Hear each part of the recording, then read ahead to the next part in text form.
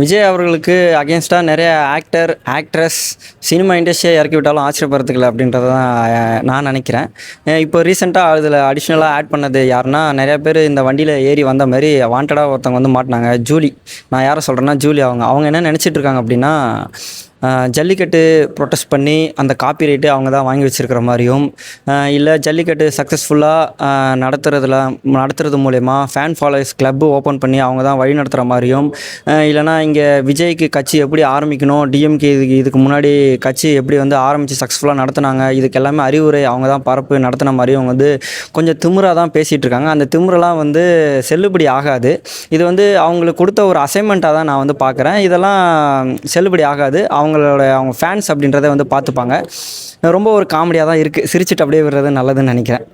விஜய்னா டிவிக்கே பற்றியே தான் பேசும், மற்ற எதிர்கட்சி பற்றி பேசினதே இல்லை, டிவிக்கே பற்றியே தான் பேசுது. அதை பற்றி என்ன? அது வந்து ஜஸ்ட் ஒரு அட்ராக்ஷன், ஒரு ஃபேமஸ் ஆகணும் அப்படின்றதா தான். இப்போ ரீசெண்டாக என்னென்னா, விஜய் இப்போது கட்சி யாராவது அரசியல் இன்றைக்கி இருக்கிற சூழ்நிலை தமிழ்நாட்டு அரசியலை பற்றி பேசணும் அப்படின்னா, டிஎம்கே சைடில் இருக்கிற ப்ளஸ் பாயிண்ட்ஸை பற்றி பேசலாம், இல்லை ஏடிஎம்கே சைடில் இருக்கிற ப்ளஸ் பாயிண்ட்ஸை பற்றி பேசலாம், இல்லை பிஜேபி சைடில் இருக்கிற ப்ளஸ் பாயிண்ட்ஸ் பற்றி பேசலாம். ஆனால் விஜய் அவர்களை எதிர்த்து பேசினாலோ, விஜய் அவர்களை பற்றி திட்டி பேசினாலோ, அது மூலயமா நிறையா வியூஸ் வருது, நிறையா லைக்ஸ் வருது, நிறையா ஷேர் அப்படின்றது, அது மூலயமா அவங்களுக்கு வந்து வருமானமும் அப்படின்றது வருது. அடிஷ்னலாக அவங்களும் வந்து ஃபேமஸ் ஆகிறாங்க. ஸோ இதை பற்றி பேசியே நம்மளும் ஃபேமஸ் ஆகி ஏதாவது ஒரு கட்சி மூலயமா சேர்ந்து ஒரு சீட்டோ இல்லை கட்சியில் ஏதாவது பதவியோ அப்படின்ற மாதிரி கிடைக்கணுன்றதுக்காக தான் இந்த மாதிரி பண்ணிகிட்ருக்காங்க. சத்யராஜ் அவர்கள் 2026 எலெக்ஷன் ரிசல்ட்டுக்கு அப்புறம் மறுபடியும் பல வருஷத்துக்கு முன்னாடி புலம்புனார். நான் புதுசாக ஒரு வீடு கட்டி வச்சுருக்கேன், அந்த வீட்டில் அப்பனோட ஃபோட்டோ ஏதாவது ஒன்று மாட்டலாம்ல, சுற்றி புற்றி பார்த்தா விஜயோட ஃபோட்டோ மட்டும்தான் இருக்குது அப்படின்ற மாதிரி மறுபடியும் ரிசல்ட்டுக்கு அப்புறம் மறுபடியும் புலம்புவார் அப்படின்றத நினைக்கிறேன். ஏன்னா அவருடைய பையனை நினச்சி புலம்ப மாட்டார், பொண்ணை நினச்சி புலம்புவாங்க அப்படின்னு நினைக்கிறேன். என்ன பேசுகிறதுன்னு தெரியாமல் வந்து கிட்டத்தட்ட கொஞ்சம் அறமற்று கொஞ்சம் லூசு மாதிரி தான் பேசிகிட்டு இருக்காங்க. ஏதோ ஒரு ஸ்கூல் ஈவெண்ட்லேயோ ஏதோ ஒரு ஸ்கூலில் ஸ்டேஜில் போயிட்டு நின்றுட்டு கரூர் இன்சிடென்ட்டு டெத்து விஷயத்தை பற்றி வந்து சின்ன குழந்தைங்கிட்ட பேசிகிட்டு இருக்காங்க. இடம் பொருள் ஏவல்னு ஒன்று இருக்குது, அந்த அளவுக்கு வந்து அறிவற்றத்தனமாக வந்து பேசிகிட்டு இருக்காங்க. காரணம் ஏன்னா அவங்களுக்கு வந்து ஒரு சீட்டு ஒன்று தேவை, கண்டிப்பாக அவங்க வந்து ஜெயிக்கிறதுக்கு வந்து வாய்ப்பே கிடையாது. டிஎம்டிகே டிஎம்கிட்ட போயிட்டாங்க, அதை பற்றி என்ன நினைக்கிறீங்க? தேமுதிக டிஎம்கே கிட்ட போனது என்னன்னு சொல்கிறது அப்படின்ற மாதிரி தான் அவங்க கட்சியில் இருக்கவங்களே வந்து நினச்சிட்ருக்காங்க.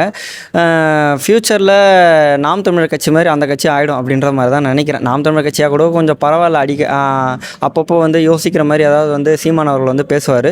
தேமுதிக வந்து இனிமேட்டு ஃப்யூச்சரில் வந்து இருக்கிற இடம் தெரியாமல் போகுமோ அப்படின்ற மாதிரி தான் இருக்குது. இந்த இடத்த வந்து அதாவது இருக்கிற இடம் தெரியாமல் ஆக்குறது வந்து அவங்க கட்சிக்காரங்களே காரணம். ஏன்னா விஜயகாந்த் அவர்களுடைய உண்மையான ஃபேன்ஸ், உண்மையான தொண்டர்கள் அப்படின்றது வந்து இந்த விஷயத்தை, அதாவது டிஎம்கே கூட அலைன்ஸ் வச்ச விஷயத்தை வந்து அவங்க வந்து விரும்ப மாட்டாங்க. விரும்பாமல் இருக்கிறனால தான் மக்கள் சைட்லேருந்து இந்த பேச்சுக்களை வந்து ரொம்ப நெகட்டிவ்ஸாக இருக்குது. நான் பர்சனலாக சொல்லலை, மக்களே வந்து அதை வந்து அக்செப்ட் பண்ணிக்கல. ஸோ தேமுதிக அப்படின்றது வந்து ரொம்ப கஷ்டம்தான். டிவோர்ஸ் கேஸ் பற்றி என்ன? விஜய் அவங்களுடைய டிவோர்ஸ் கேஸ் அப்படின்றது இது தனியாக போட்டுக்கலாமே. சரி, மன்சூர் அலிகான் பாசிட்டிவாக பேசுகிறாங்க, நெகட்டிவாக பேசுகிறாங்க. அவர் மன்சூர் அலிகான் எப்போ என்ன மைண்ட் செட்டில் இருப்பார் அப்படின்றது அவருக்கே வந்து தெரியாது. ஏன்னா ரீசெண்ட் இல்லை, கொஞ்சம் மாதத்துக்கு முன்னாடி அவரோட பையனை பக்கத்தில் வச்சுட்டு ஏதோ படம் சம்மந்தப்பட்ட விஷயம் நினைக்கிறேன், அவர் பையனே வந்து காமெடியாக வந்து ஏதோ ஒன்று பண்ணார், இதெல்லாம் எங்கள் ஊர் கூட சும்மா அமுச்சு விட்டேன் அப்படின்ற மாதிரி. ஸோ அவருடைய விஷயங்கள் வந்து ரொம்ப சீரியஸாக எடுத்துக்க மாட்டாங்க மக்கள் அவர்கள். ஏன்னா அவரோட பேட்டிகளும் அவரோட இன்டர்வியூஸை வந்து மக்கள் அப்படின்றத பார்த்துருக்காங்க, ரொம்ப சீரியஸாக எடுத்துக்க மாட்டாங்க. ஒரு காமெடி மைண்ட் செட்டில் அப்படின்றத அவரோட வீடியோ வந்து பார்ப்பாங்க. கிருஷ்ணமூர்த்தி அவர்களோட வந்து கைது அறிவிக்கை அப்படின்றது வந்து வந்துச்சு. அதுக்கப்புறம் அவரோட வந்து கைது அப்படின்றது பண்ணலை. அது ஆல்ரெடி எனக்கு தெரிஞ்ச விஷயந்தான். இது சும்மா வந்து ஒரு சப்பக்கட்டு மாதிரி தான். கைது அப்படின்றத வந்து அறிக்கை வந்து விடுவாங்க, அதுக்கப்புறம் வந்து அதுக்கு முன்னாடியே பெயில் அப்படின்றது வாங்குவாங்க. இதில் ஏன் வந்து கைது பண்ண மாட்டாங்க அப்படின்னா, சிவாஜி கிருஷ்ணமூர்த்தி அவர்கிட்ட வந்து பெரிய மைனஸ் அப்படின்றது இருக்குது. ஆனால் அதே நேரத்தில் சில ப்ளஸ்ஸை காட்டி வந்து அவங்க வந்து கைது வந்து பண்ண முடியாது. ஏன்னா அவர் வந்து மேடை போட்டு மைக்கு முன்னாடி ஆபாச பேச்சாளர்களை தான் அவர் வந்து தானே வந்து காமிச்சுக்கிறாரே தவிர ஒரு வன்முறை ஆளர்களாவோ இல்லை வந்து ஒரு செக்ஷுவல் அப்யூஸ் பண்ணுற ஒரு பர்சனாவோ அவர் வந்து இன்னும் வந்து ஃபிசிக்கலாக வந்து அவர் எதுவும் வந்து ஸ்டார்ட் பண்ணல. ஸோ அப்படியெல்லாம் அவர் வந்து ஸ்டார்ட் பண்ணி யாருக்காவது உறுதுணையாக இருக்கிற மாதிரி தெரிய வந்துச்சு அப்படின்னா வந்து அப்போது கைது அப்படின்றத வந்து பண்ணுவாங்க. இப்போ அவர் வந்து ஜஸ்ட் ஒரு காயின் போர்டு கேம் மாதிரி ஒரு பிளேலிஸ்ட்டுக்காக வந்து வச்சுருக்காங்க, ஒரு டைவர்ஷன் மாதிரிக்கும்.